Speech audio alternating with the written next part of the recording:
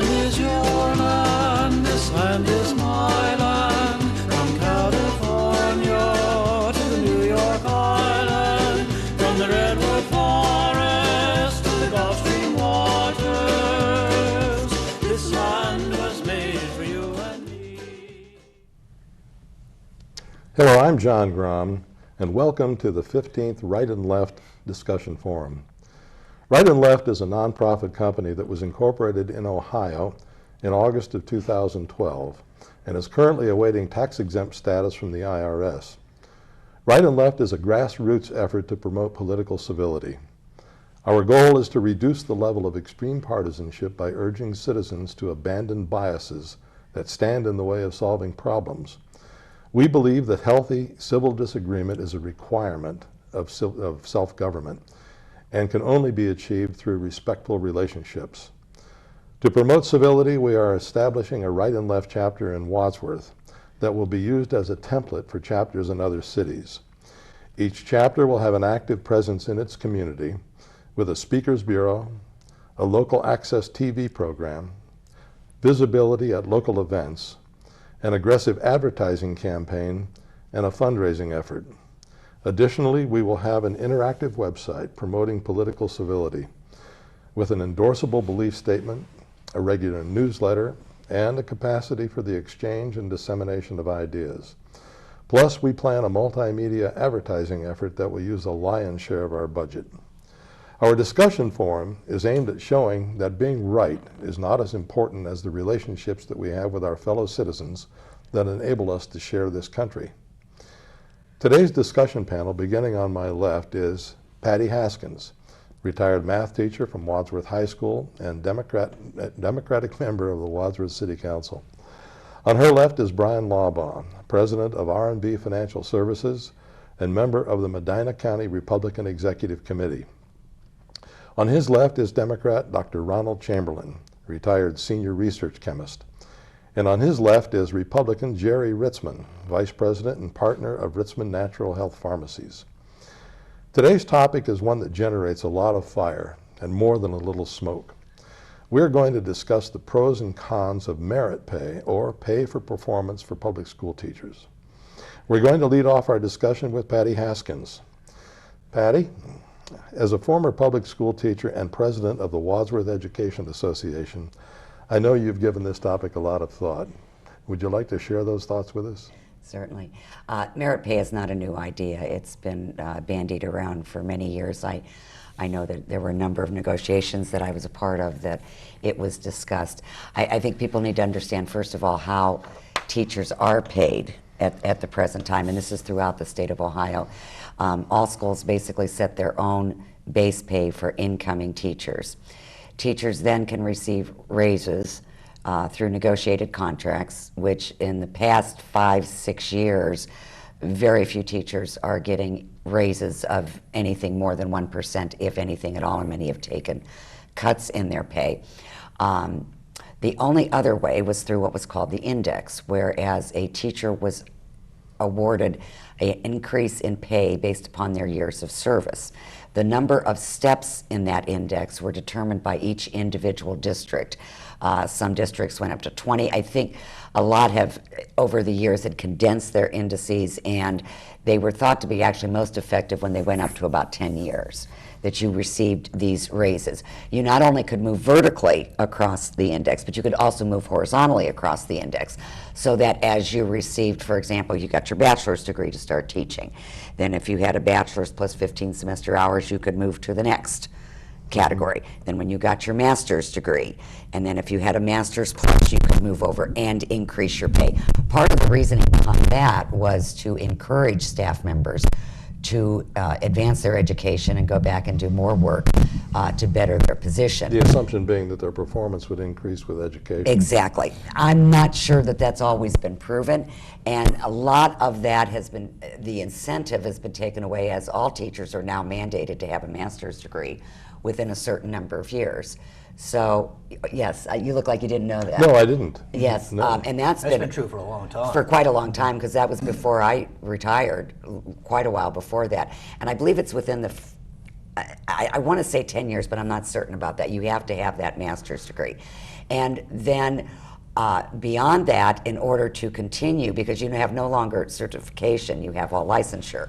In order to maintain your licensure, you have to continue to take approved coursework in order to even continue teaching. So it's, as is true in many professions, it's a lifelong learning.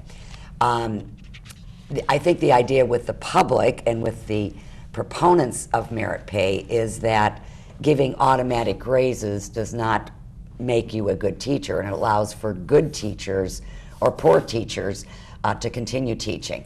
I'm not sure, I really don't agree with that, because if evaluation is done appropriately, if in the first place hiring is done appropriately, and you get quality people in there and you mentor them, there are mentor programs set up in the state by which to help new teachers out.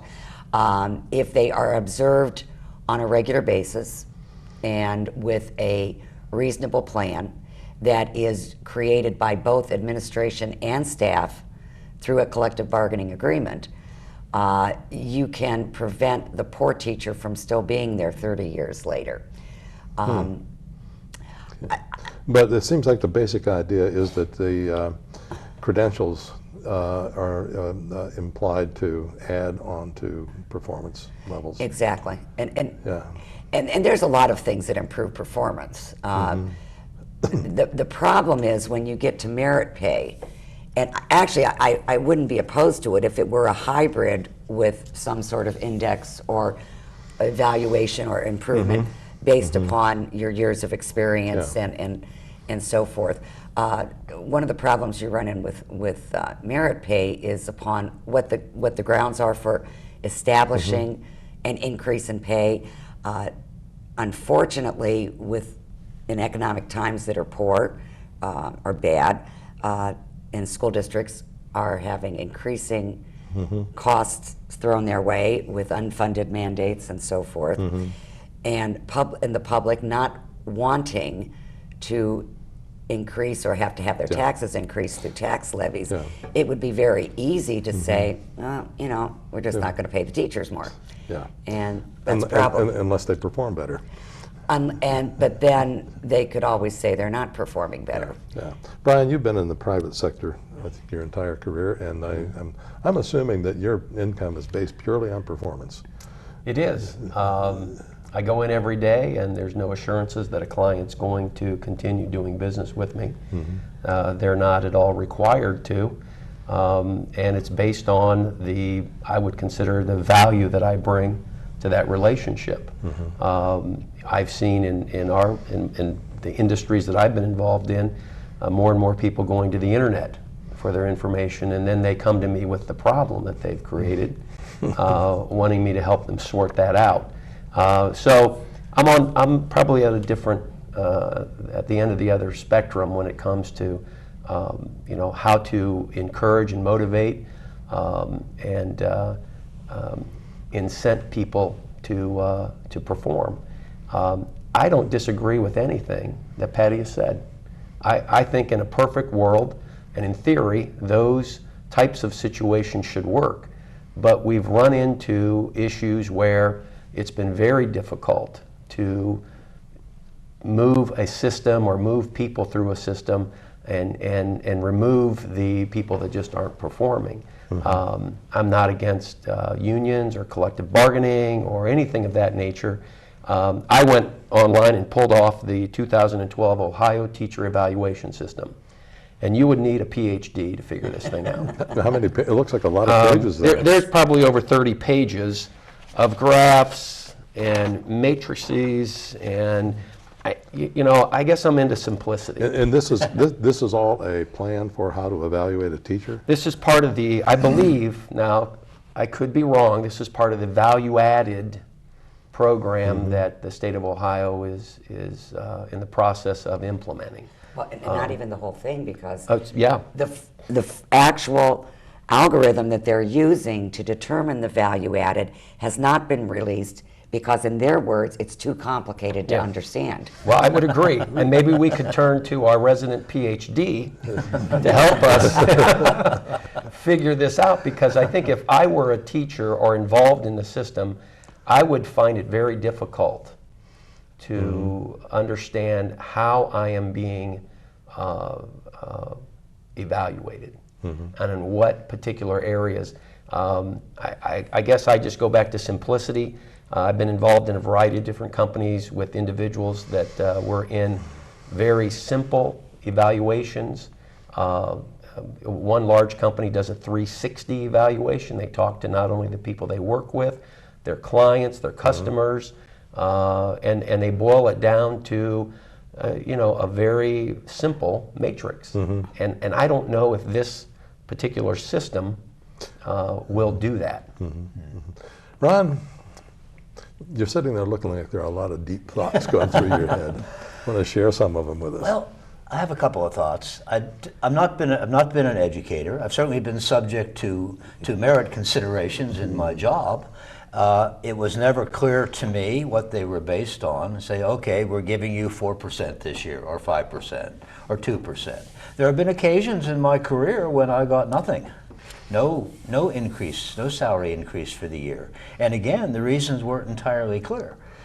So I think it's some cases, at least in private industry, it's pretty much up to the whim of the system that you're involved with. Secondly, I've not been an educator, but I did marry one. My wife was a public school, elementary school teacher for several years in Pennsylvania, received her master's degree. When we came out here and started having babies, she came out of the workforce for a while, then went back in. She was one of the pioneer teachers in what was then known as a learning disability program in Wadsworth. And she worked in that until we left town in 1984.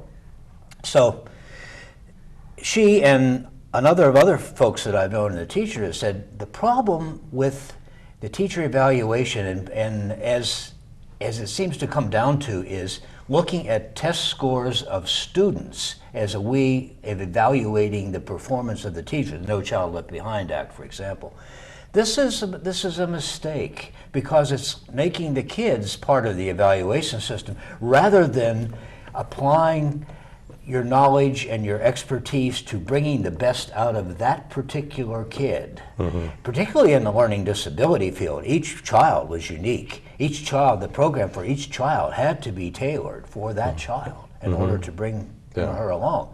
And the whole merit pay thing doesn't really, as an value-added system kind of thing, doesn't really seem to do that. It makes the student just another pawn in the game.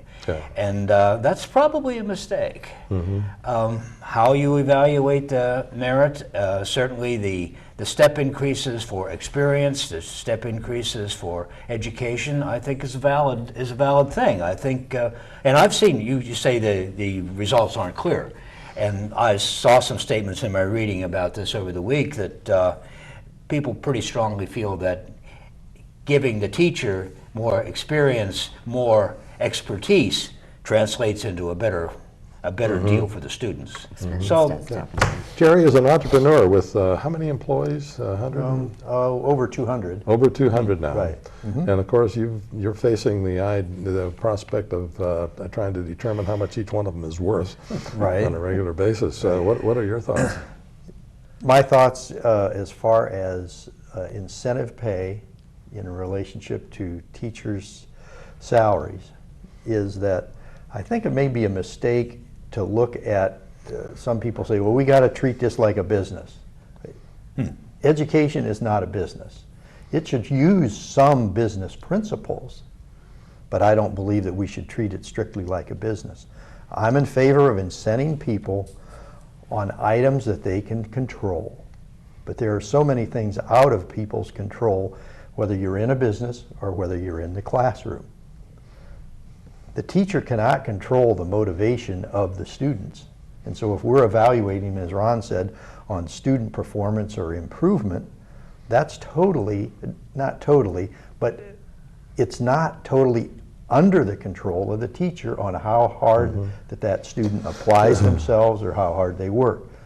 I read an editorial or heard something, an editorial one time where a teacher had asked his class of students who were in a certain economic group, why they didn't perform as well, or why their grades weren't as well, or their achievements weren't as high as another group of students who were in the same socioeconomic group, but in a different part of town or a different city. And he said that the one student had a great response to that, and in kind of a way he said that, well, they do so much better because, or we don't do as well as they do, because when we go home, we don't have nobody to whoop our fill in the blank when we don't do well in school. And so I think until people value education as a community, and until people have hold their children or the students accountable to themselves rather than the teachers and the system, I think it's going to be very difficult to raise student performance and then therefore be able to say, but boy, this is a great teacher. Because you could have the greatest teacher and have totally unmotivated students, and that it's not going to happen if we're using that. So if for the things that they can control, I would, if we could figure those out, I would incent them, but there's so much out of a teacher's control as far as the way students perform. You mentioned socioeconomic group too, and one of the disadvantages of trying to compare student performance is that you may have a group of kids from an upper class area which are doing well anyway and have all the benefits of the home environment compared to a group of students which are less so in a lower socioeconomic group. And if you're looking at student performance, the students from the higher group, their percentage change is going to be less no matter how hard they work. Yeah, that's true. Yeah. But even with all that, we know that there are teachers that have a real passion for teaching. And I would like to think that teaching is one of those things, you can't do it without a passion for it. And that regardless of all the different variables that affect the performance in the classroom, there are still very good teachers and there are ineffective teachers. I think we'll all acknowledge that. Is it fair that they get paid the same based on their credentials? I would hope that the ineffective teacher was removed from that position, and I know I've heard complaints that you can't remove teachers. I was the union president for 15 years, was very active in the union. I can tell you there were teachers that were non-renewed. We also removed tenure teachers during my tenure as principal. When you have a good administration that does their job, documents what is going on, you can, in certain cases when the teacher is being ineffective, you can work with them to make them effective, or you can remove them from that position. Yeah. That's two things I've learned from you this morning already. I didn't know about the master's degree requirement. Is that statewide? Yes. Is it really? It's been in place for at least probably It was in Pennsylvania as 15 well. to 20 years at least. One of the things you talked about was the value added system, and value added is more for the teacher evaluation. Yes. And I know Dr. Fortner was very, very skilled at establishing evaluation systems, which was done in coordination with the teachers, which I think is important. But with the value added system, this is going to account for 50% of the teacher's observation. And it's basically, the student is tested at the beginning of the year. Then they are tested at the end of the year. Then there is a predicted growth level that is expected for that student. And the level at which the student is actually improved is compared to that predicted level. And anything above that is considered the value added by having the teacher in the classroom. And that's the problem with the whole thing, is that you can only do value added. They're only going to be doing it for 4th grade to 8th grade for mathematics and English. Those are the only 2 subject areas. All other teachers will have to use another form of test, an approved test. For example, at the high school level, you might use a midterm or a final exam. One of the problems there, I know with semester classes, they'll have to do the value added testing in April. Well, the year's not over till June. And so they've been there for half of the year, and you've got to test what they've added. And then for subjects such as art, music, where you wouldn't do normal testing, they have to set up SLOs or student learning objectives. Now I'm sure you're familiar with something called TAP, a teacher advancement program. I've heard of it. It's I read there are 180 schools across the country that combine test scores and observation. Now that's a very nebulous concept, but they focus on teachers helping each other improve.